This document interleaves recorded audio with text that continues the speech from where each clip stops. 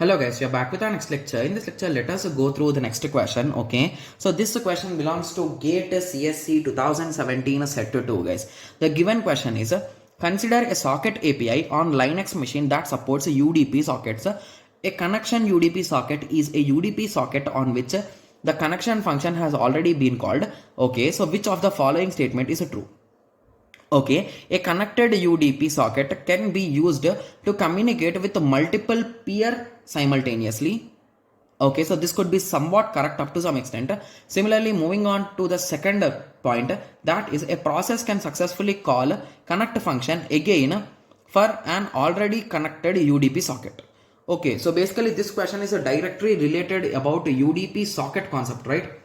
Yes. So if we start visualizing it, okay. So I think for this particular thing, I think it will be better if I show you the diagram, right? Yes.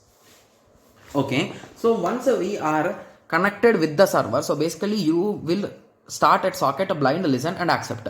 So once you send the connect request, it is going to accept and you can start transferring the data. So in that way it will work, right? Yes. So what did they ask in the question is, okay. So they are asking, a connected UDP socket can be used to communicate with multiple pairs simultaneously. Okay, so I think this statement could be wrong, guys, because we know that each and every connection of UDP is wireless. Okay, so even though it is wireless, we are going to communicate with the IP address plus socket, right? So at that time, can we connect to multiple members, guys? No, right? So with that understanding, you can say that this multiple peer simultaneous communication may not occur, right?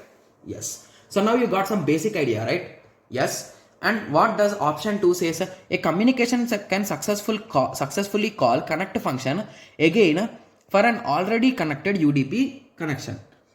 Okay. So basically what it is exactly saying is assume that you are transferring some data. Okay, and suddenly you assume that there is some issue and you are going to request the server to connect again. So basically you are going to disconnect and you are going to connect again. So that thing should be possible, right? Yes. So with that conclusion, you can say that option 2 is correct. So with that, I can say that B is the correct answer. Got it? It's a type of theoretical question, guys. Okay. Yes. So now you got some basic idea, right? Yes. So I didn't thought that this many socket type of questions are there, but there are quite few of these socket type of questions. Okay. Yes. So I hope everyone got a clear idea on this. So in the next lecture, let us continue with the next question. Thank you. Thanks for watching. Like, share and subscribe for more awesome videos like this. Thank you.